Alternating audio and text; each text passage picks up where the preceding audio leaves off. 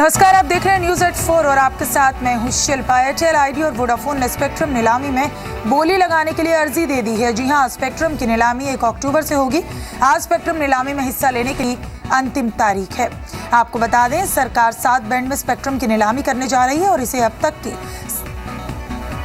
सबसे बड़ी नीलामी माना जा रहा है। और असीम हमारे संवाददाता हमारे साथ जुड़ रहे हैं। असीम, स्पेक्ट्रम नीलामी के लिए आवेदन आ चुके हैं, लेकिन 700 मेगाहर्ट्ज स्पेक्ट्रम के एक ब्लॉक की कीमत, और जाहिर है कि 700 मेगाहर्ट्ज स्पेक्ट्रम की नीलामी यहां पर पहली बार देखने को मिल रही है। जी सही कहा आपने, 700 मेगाहर्ट्ज की स्पेक्ट्रम की नीलामी सरकार पहली बार कर रही है। तो लेकिन काफी महंगा है ये स्पेक्ट्रम।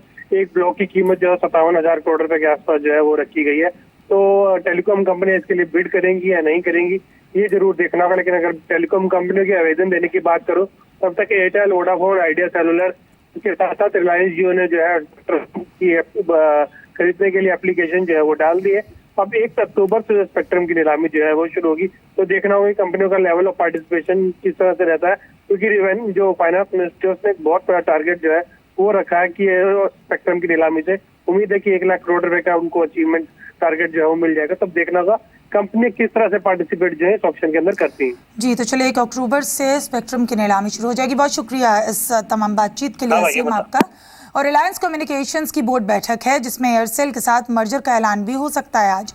सूत्रों की माने तो आरकॉम के मोबाइल कारोबार का एयरसेल के साथ मर्जर हो सकता है और आरकॉम का जो मोबाइल कारोबार अलग होकर एयरसेल के साथ मर्ज होगा। अब सूत्रों के मुताबिक इस मर्जर के बाद नई कंपनी में प्रमोटर्स का हिस्सा बराबर होगा।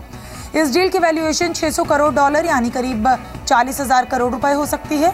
मोबाइल कारोबार अलग होने के बाद आरकॉम के पास टावर और ऑप्टिकल फाइबर कारोबार रह जाएगा। इस मर्जर के बाद 20 करोड़ ग्राहकों के साथ टेलीकॉम में तीसरी सबसे बड़ी कंपनी बनेगी।